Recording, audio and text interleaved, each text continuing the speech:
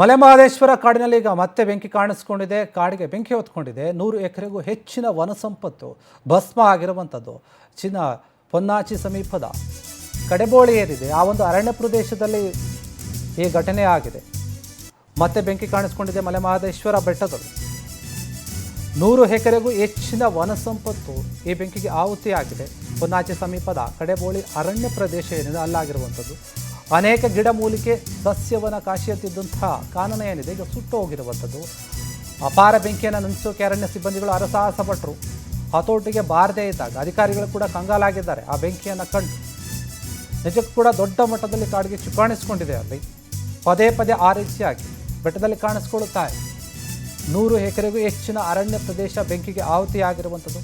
ಪೊನ್ನಾಚಿ ಸಮೀಪದ ಕಡೆಬೋಳಿ ಪ್ರದೇಶ ಅರಣ್ಯ ಪ್ರದೇಶ ಏನಿದೆ ಅಲ್ಲಿ ಈ ಘಟನೆ ಆಗಿರೋದು ತಿಳಿತಾ ಇದ್ದಂತೆ ಅರಣ್ಯ ಸಿಬ್ಬಂದಿಗಳು ಅಲ್ಲಿಗೆ ಬಂದಿದ್ದಾರೆ. ಬೆಂಕಿ ನಿಲ್ಲಿಸುವಂತಹ ಕೆಲಸವನ್ನು ಮಾಡಿದ್ದಾರೆ. ಅಗ್ನಿಶಾಮಕ ಸಿಬ್ಬಂದಿಗಳು ಕೂಡ ಅಷ್ಟೇ. ಆದರೆ ಆ ಬೆಂಕಿ ಹತೋಟಿಗೆ ಬಂದಿಲ್ಲ. ಸುಮಾರು 100ಕ್ಕೂ ಹೆಚ್ಚು ಎಕರೆ ವನ ಸಂಪತ್ತು ಏನಿದೆ ಅದು ಭಸ್ಮವಾಗಿರುವಂಥದ್ದು. ಅನೇಕ ಗಿಡಮೂಲಿಕೆಗಳು ಅಲ್ಲಿ ಸಿಗುತ್ತವೆ. ಬೇರೆ ಬೇರೆ ಜಾತಿಯ ಸಸ್ಯಗಳು, ಗಿಡಮೂಲಿಕೆ ಎಲ್ಲವೂ ಕೂಡ ಆ ಒಂದು ಅರಣ್ಯ ಪ್ರದೇಶದಲ್ಲಿತ್ತು. ಆದರೆ ಈಗ ಬೆಂಕಿ ಕಾಣಿಸ್ಕೊಂಡಿರೋದ್ರಿಂದ ಆ ಬೆಂಕಿಗೆ ಸುಟ್ಟು ಭಸ್ಮವಾಗಿದೆ. ಬೆಂಕಿ ಹತೋಟಿಗೆ ಬಂದಿಲ್ಲ. ಎಷ್ಟೇ ಅದನ್ನು ನಂದಿಸೋಕ್ಕೆ ಪ್ರಯತ್ನ ಪಟ್ಟರೂ ಕೂಡ. ಮಲೆಮಹದೇಶ್ವರ ಬೆಟ್ಟದಲ್ಲಿ ಇತ್ತೀಚೆಗೆ ಪದೇ ಈ ರೀತಿಯಾಗಿ ಬೆಂಕಿ ಕಾಣಿಸ್ಕೊಳ್ಳುತ್ತಾ ಇದೆ.